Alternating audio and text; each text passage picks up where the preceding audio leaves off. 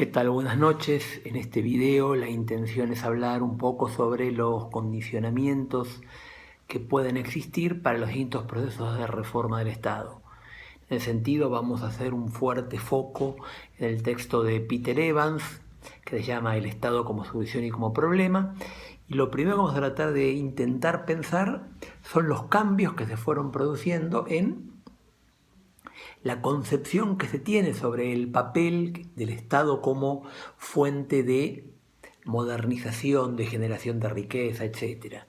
A lo largo de los siglos 50 y 60, fundamentalmente apareció la idea que el Estado era un instrumento central para favorecer la aceleración del proceso de modernización, básicamente pensado a partir de una aceleración del proceso de industrialización, un salto cualitativo en términos de la producción agrícola, un claro mejoramiento de la infraestructura, ya sea pensada como transporte, como comunicaciones, que le daban un dinamismo mucho más activo a el aparato productivo, etc.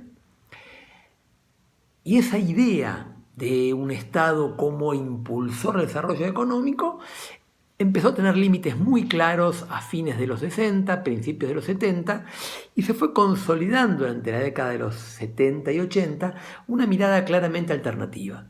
Se empezó a ver al Estado como una traba, como un freno, como un problema para el crecimiento económico y para la estabilidad desde el punto de vista productivo.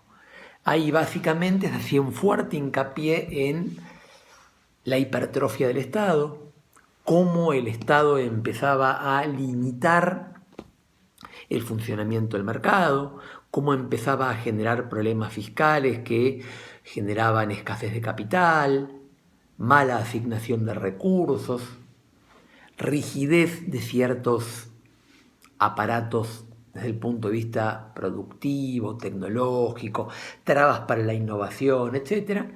Y esto tiene que ver básicamente con lo que se produjo en la década del 80 y en parte en la década del 90 en otros países, con la búsqueda de los denominados ajustes estructurales. La idea que era necesario reformar radicalmente el sistema de funcionamiento de la economía, de forma tal de permitir la consolidación del mercado como principal asignador de recursos, la puesta en funcionamiento del sector privado como el más relevante generador de riqueza y además una economía mucho más abierta al resto del mundo, una economía mucho más conectada con el mercado mundial, no solo en términos comerciales, sino fundamentalmente a través de la vinculación con los flujos financieros. La realidad es que este modelo de ajuste estructural que muchos pensaron esencialmente como un modelo de retroceso del Estado, para decirlo más brutalmente, de desestatización en cierto tipo de actividades, empezó a ser revisado, empezó a ser repensado a finales de la década del 80 y generó una serie de nuevos planteos en la década del 90, de entre los cuales todavía hoy en día nos encontramos. Aparece la idea que el Estado no solo fue importante para la dinamización de ciertos desarrollos económicos en los estados desarrollistas en la década del 50 y 60, sino que inclusive va a empezar a verse que esos procesos de reforma estructural, esos procesos de ajuste, solamente han podido ser viables y han sido exitosos allá donde el Estado adquirió previamente al ajuste estructural ciertas capacidades, ciertas características que lo habilitaron en la implementación de determinadas políticas. O sea, esta revisión de la literatura de los 70 y 80, que veía al ajuste estructural y a la reforma solo como una retirada del Estado, empezó a ser progresivamente repensada a partir de la necesidad de generar un Estado que tenga ciertas características, ciertas capacidades que le permitan encabezar la reforma estructural. La idea es que la reforma estructural es una política y esa política tiene que ser vehiculizada a través de instituciones que le den sustento para su puesta en práctica. ¿Está? Me parece a mí que esta tercera mirada que podemos tener, el Estado no es una fuente per se generadora de riqueza y siempre lo va a ser, pero tampoco la retirada del Estado es sostenible y es viable justamente para la puesta en práctica de las políticas, es lo que vamos a tratar de pensar a partir de este texto de Evans del Estado como solución y como problema. En este sentido, Evans nos plantea que es importante dejar de lado la idea de un Estado todopoderoso que puede hacer todo, que puede encargarse de todo, que puede asignar recursos en cada una de las actividades con absoluta eficiencia, pero también hay que dejar de lado la idea de que el mercado por sí solo siempre ha podido ser una fuente generadora de equilibrios duraderos en el largo plazo.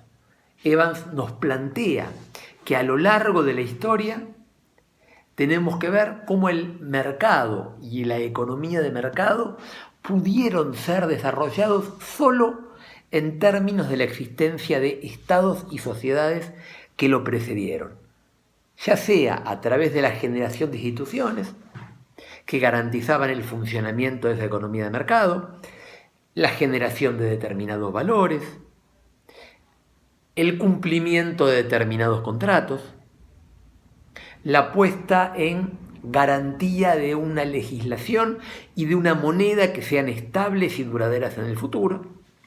Pero también estos autores nos hablan sobre el papel que los estados pudieron haber tenido en determinados estados subdesarrollados para permitir un proceso de crecimiento en el largo plazo. En este sentido es importante ver cómo el Estado puede ser central a la hora de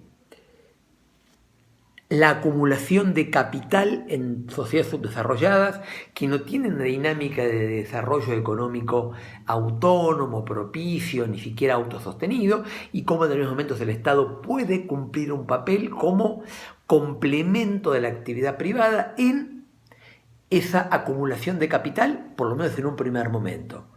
Lo mismo pasa en términos de la orientación para la inversión. Hay determinadas instancias de desarrollo económico en los cuales solo el Estado puede ayudar, puede contribuir a generar incentivos que apunten al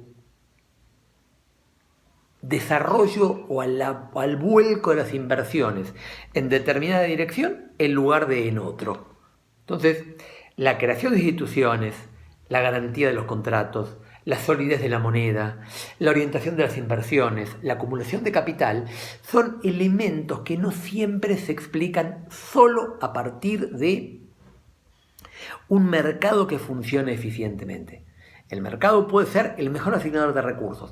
Evans nos plantea, en algunas circunstancias no puede ser el único. Y en algunas circunstancias tiene que venir acompañado de otros procesos económicos, políticos y sociales que le den sustento, que le den un armazón dentro del cual pueda funcionar. ¿Está? ¿Cuáles son algunos de los elementos que esta reformulación del Estado requeriría? ¿Por qué un Estado puede ser importante a la hora de favorecer el desarrollo económico, pero también de permitir la implementación de reformas estructurales, aún aquellas que apuntan a un fortalecimiento del mercado? Bueno, en primer lugar, a partir de la idea que las políticas públicas, las políticas, son implementadas a través de cuerpos administrativos, por lo cual, para poder implementar determinadas políticas es importante la generación de un conjunto de capacidades burocráticas que son centrales en la puesta en funcionamiento de cualquier Estado.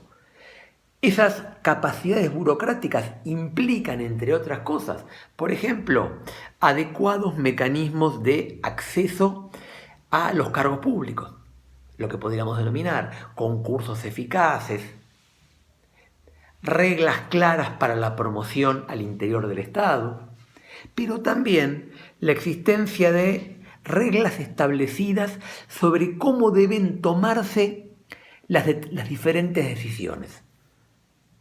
la menor discrecionalidad por parte de los funcionarios para elegir ganadores y perdedores es un elemento central.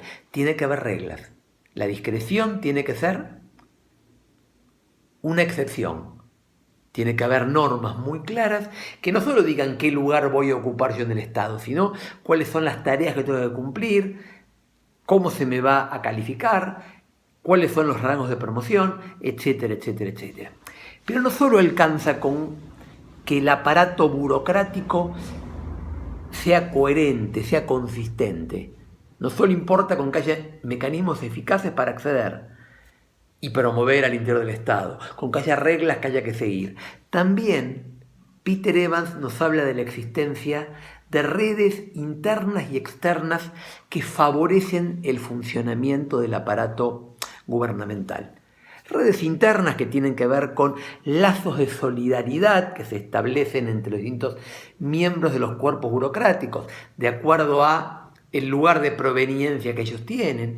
En muchos países van a ver ustedes, los funcionarios públicos provienen de determinadas universidades o provienen de determinados institutos de investigación previos, etc. Pero también importa la existencia de redes externas que este Estado pueda desarrollar.